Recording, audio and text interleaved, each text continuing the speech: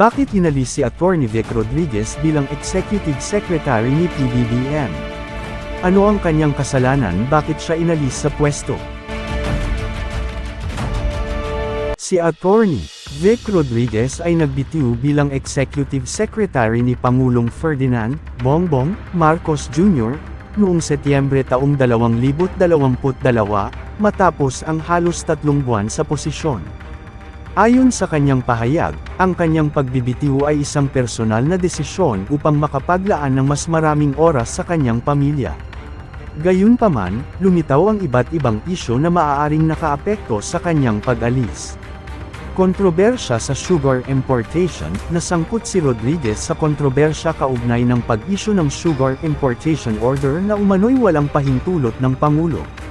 Bagaman nilinaw ng ilang senador na wala siyang direktang pananagutan, binigyang diin ng Senate Minority Bloc ang kanyang kakulangan sa pagtugon sa mga katanungan ng mga opisyal ng agrikultura. Pagkakatanggal sa Partido Federal ng Pilipinas, PFP, noong Nobyembre taong 2022, inalis si Rodriguez sa PFP dahil sa mga alegasyon ng incompetence, abuse and breach of trust, at disloyalty.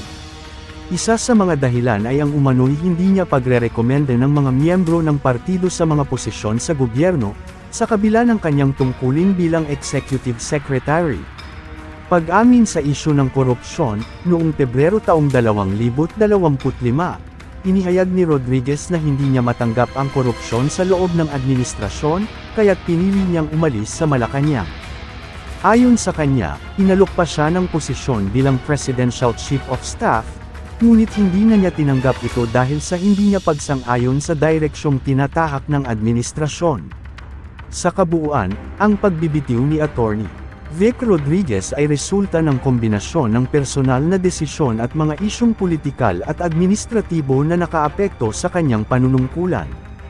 Ano ang status ni Atty. Vic Rodriguez ngayon sa politika?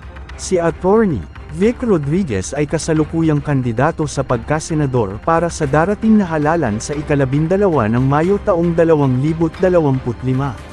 Formal niyang inihain ang kanyang Certificate of Candidacy, COC, noong ika-8 ng Oktubre taong 2024 bilang independenteng kandidato. At kasalukuyang sumanib sa PDP laban.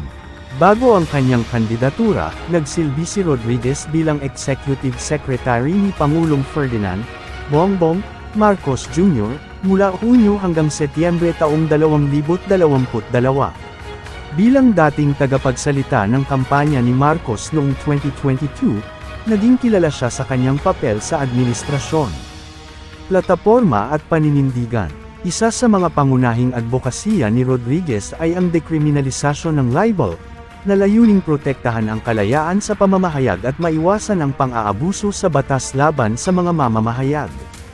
Bagaman tumatakbo siya bilang independenteng kandidato, kabilang si Rodriguez sa senatorial slate ng Duterte, isang koalisyon na binubuo ng mga kaalyado ni dating Pangulong Rodrigo Duterte.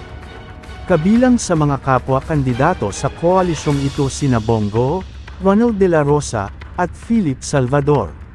Lumahok si Rodriguez sa mga programang pangkampanya tulad ng Harapan 2025, kung saan tinalakay niya ang kanyang mga plataporma at paninindigan sa mga isyung pambansa.